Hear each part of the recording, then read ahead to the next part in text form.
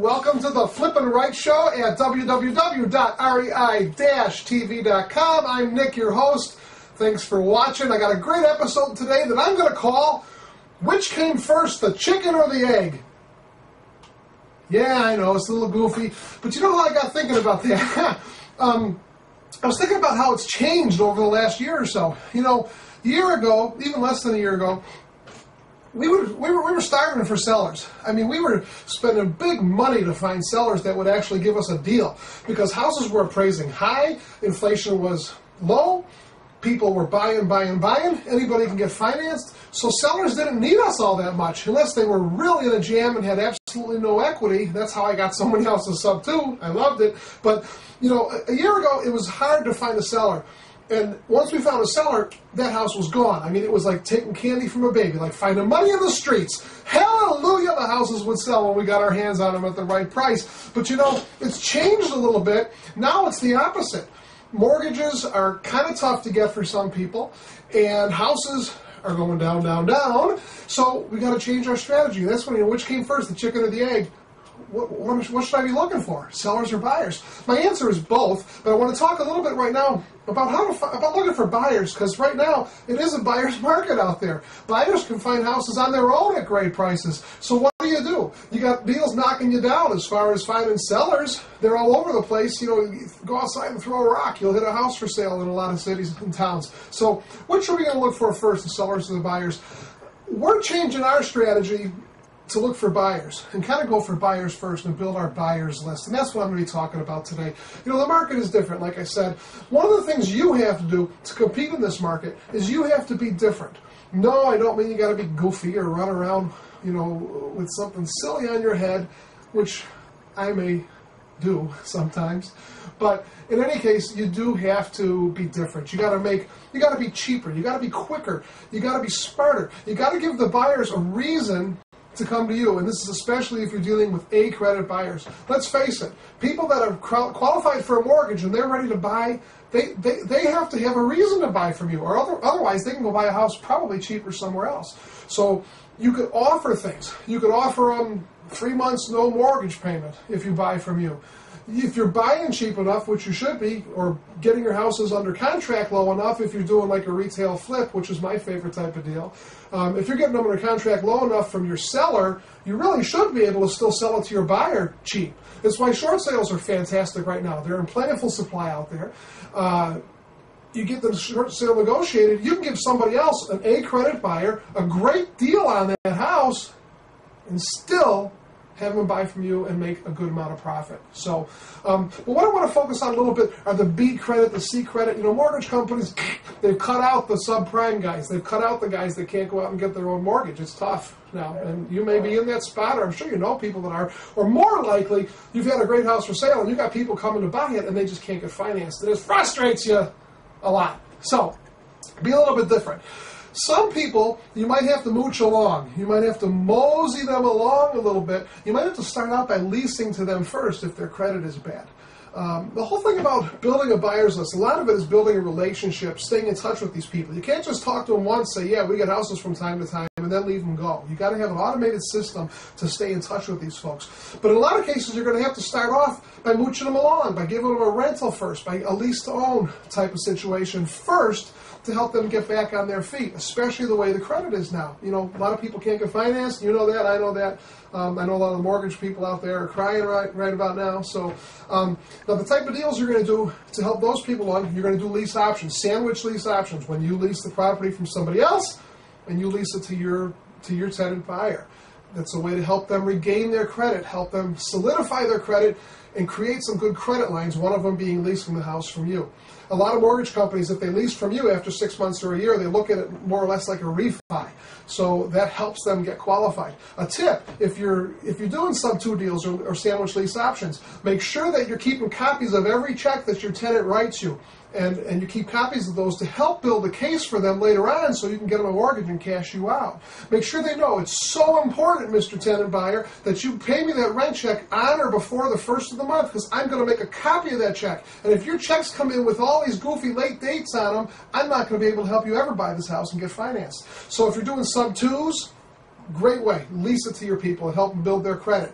If you're rehabbing, if you're buying junkers and renovating them and you're having a little bit of trouble selling them, why not take somebody in who doesn't have perfect credit, let them lease it from you for 6 months first. Again, help them build their credit so they can buy from you and cash you out in 6 months, and it also works with short sales. Now, obviously, if it's a short sale, you're going to have to buy the house, fund it, close on it first, and rent it to somebody, but after 6 months or 9 months, you can, get them their own financing. And the deal there, if you can afford, or if somehow you could swing paying for that short sale and buying it yourself at a low, low price, when you finally get that tenant cashed out in 6 months or a year, it's going to be a major payday. You're going to be fired up, baby, because you're going to be selling that thing at full price that you bought on a short sale. So you want to nurture them along. You want to let them know that you're really looking out for them. You're really looking out for their best interests. You want to build a relationship because they're going to give you referrals as well and help you have more buyers coming in, more phone calls coming in. Mr. Safoni, I was introduced to you through so-and-so. I'm a little jammed. My credit's not perfect, but do you have a house for me? Here's how much I can spend. Here's how much I have for a down payment. Here's where I want to live. And building those relationships is what builds success in your business. You want to introduce them to the right professionals. Introduce them to a mortgage broker. When they first move into your house on a lease, get their credit run. Introduce them to your mortgage broker. Let him start working with them so they can let these guys know, here's what you need to do. Also, consider introducing to a credit person that's going to help fix their credit report, help get those negative things off their credit report. If you go look online, and I don't want to recommend anybody, but if you go to like Google and you type credit repair, you're going to find companies, and you'll find companies that'll pay you part of the money if you refer people to them. So, you refer somebody that's one of your tenants, they pay $300-400 to get started. You might end up with half of that in your pocket. Ding, ding, another income stream. We like it. We love multiple income. So that's another way to make some extra money. Besides just helping them out, building a relationship. You might want to consider, if you're doing lease options as an exit strategy and you're getting a few thousand, $5,000-6,000 from these people when they're moving into your house, why not pay for them, enroll them in a credit repair program? It's going to help you cash out sooner. It's going to make them fall in love with you. And again, if you got to deal with the guys, you're going to get some of the money back anyway. So there's all a little bit of food for thought there for those of you that do think. I also want to talk about a little bit of BS for the day. www.iprovidethecash.com. I did a whole video on this, a whole episode of the Flip and Right Show a couple days ago, or last week, or whatever it is. Go check it out. But www.iprovidethecash.com, they'll finance people with a credit score of 520, 530, 540, as long as they got a good job and no bankruptcies or foreclosures for the last couple of years, and no big, whatever they do. What is it? When they sue you and you get that thing, judgments, that's it, when they get that on your house. I should be playing Jeopardy. But in any case, www.iprovidethecash.com.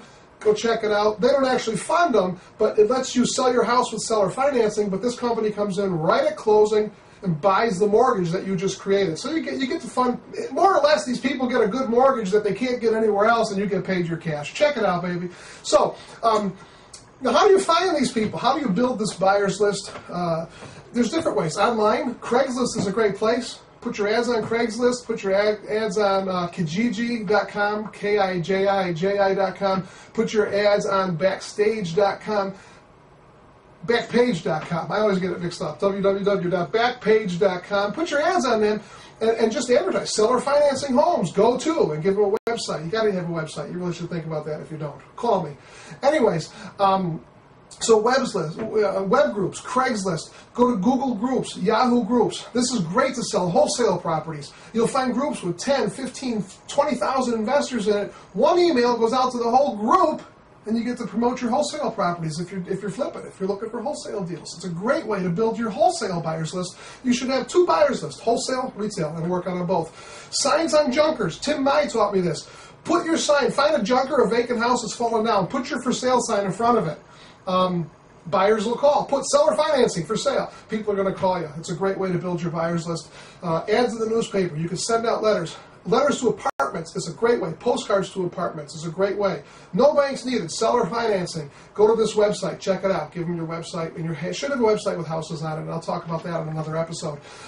You really want to automate the process, because here's what you want to be able to do. You want to be able to market your houses that are for sale, whether it's wholesale or retail, and you want to drive those folks to a website. You should have maybe, if you're a little bit advanced, it's a good thing to start thinking about an 800 number that they can call and hear a recording about the house with directions and all that. But more importantly is a website that they can go to, look at a picture or two of the house, and get a little bit of information. Now, when they go to this website to view the information, they should have to put in their name and email address. So they go to the website, they put in their name and email address, now they see the house, but they're on your list now. So you can push one button, write one email every time you got a new house for sale, and send it out to that whole list.